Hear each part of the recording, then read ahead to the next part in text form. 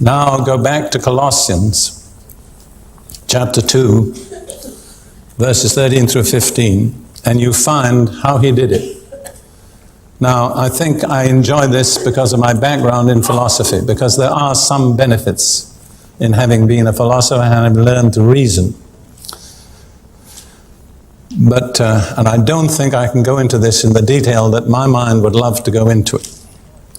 But Jesus spoiled, if you look at verse 15, he disarmed principalities and powers.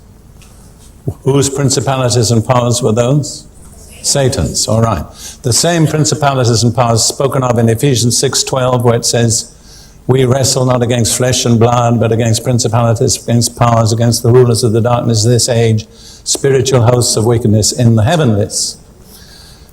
So Jesus defeated them and stripped them of their weapons.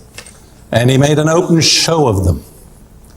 And then, what we need to understand is, on what basis he did that. Because until we understand the basis, we can believe it in theory, but we cannot apply it in practice.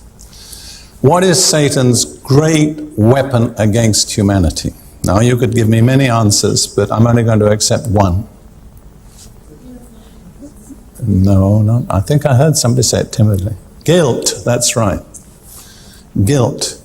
See, I'll give you a little picture, which is just out of my imagination, of something that could have happened way, way back in who knows how many ages ago. We do know that Satan, at least in the time of Job, had access to the presence of God. Because when the angels came to present themselves and give an explanation of what they'd been doing, Satan joined the throng. It's typical of him, because his attitude was, well, God, I know I made a mistake, but here I am. I'm still coming to your presence. And according to my understanding, the only person who spotted Satan was the Lord. Because Paul says he can be changed into an angel of light. Anyhow, then you remember that God and Satan had a discussion about Job. Are you perhaps rather glad that you weren't the person they had the discussion about? And anyhow, I picture Satan he's impudent, he's defiant, he's a braggart, he's got a big mouth, and I picture sometime Satan saying to God, listen, God, I know you're a righteous and a just and a holy God. I know that well enough. I know I'm a rebel. And you see that lake of fire and brimstone that isn't in heaven and isn't in earth up there in outer darkness. I know that's where I'm headed, God. I know I deserve to go there. I'm not arguing.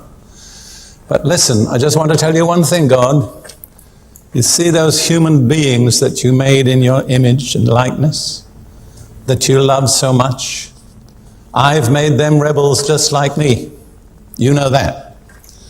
And so, God, remember this. When you send me to that lake of fire, your justice demands that you send them too. Just keep that in mind before you dispatch me and my angels there.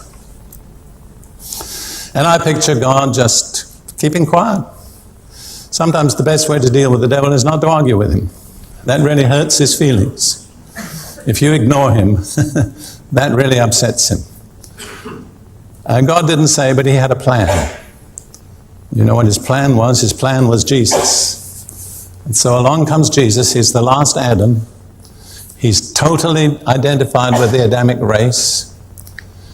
And Satan goes after him and procures his death.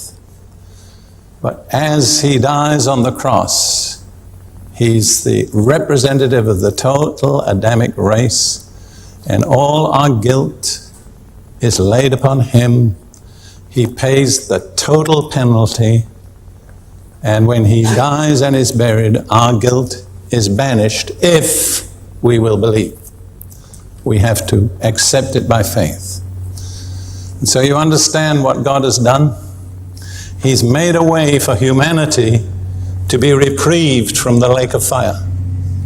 And yet in his justice, he can forgive us and punish Satan. And there's never a suggestion anywhere in the Bible that Satan has any other destiny but the lake of fire. Jesus did not take upon him the nature of angels. He's not a substitute for angels. He's the last Adam. He's a substitute for the whole Adamic race, but only for the Adamic race. And one of the things that I think eternity will be too short to discover is why God cared so much about the Adamic race. It's, I think, the most amazing fact in the Bible, and there's a lot of amazing facts in the Bible. If you read your Bible and never get astonished, I don't think you've understood it. It is an astonishing book. And so on the basis of what Jesus did, you understand, God can now justly punish Satan when it suits him, and justly acquit those who accept the sacrifice of Jesus on their behalf. We're not acquitted unless we avail ourselves of the sacrifice.